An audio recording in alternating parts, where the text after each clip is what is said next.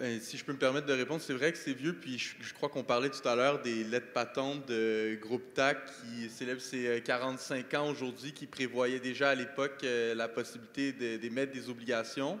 Mais je crois qu'il y a un engouement du fait qu'on a des acteurs aujourd'hui qui ont décidé de mettre la main à la pâte et de créer des outils pour vraiment démocratiser cet outil.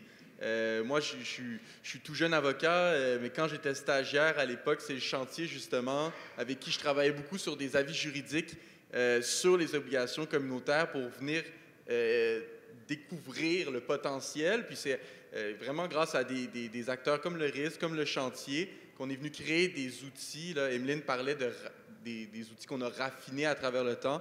Mais vraiment, on travaille là, à créer une boîte d'outils qui va servir aux porteurs de projets, puis qui, avec le temps, devient de plus en plus utile, spécifique, selon l'expérience. C'est guidé par l'expérience. Donc, je crois vraiment que ce qui a mené à l'engouement, c'est le fait que d'autres personnes, d'autres acteurs aient décidé de démocratiser cet outil.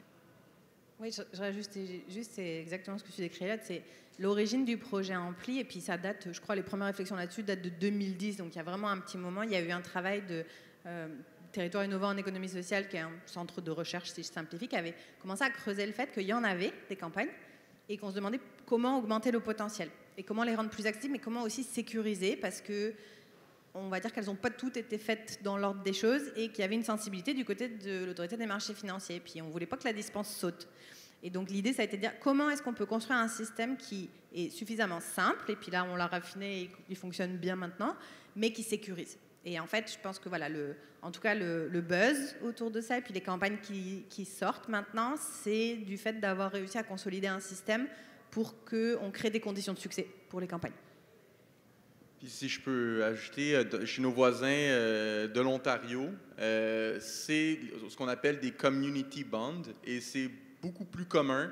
Là-bas, il y a des acteurs comme Tapestry qui est un accompagnateur de campagne, et ils accompagnent ce qui aujourd'hui est exceptionnel avec Groupe TAC est plus commun, là, si on veut, de l'autre côté de la frontière.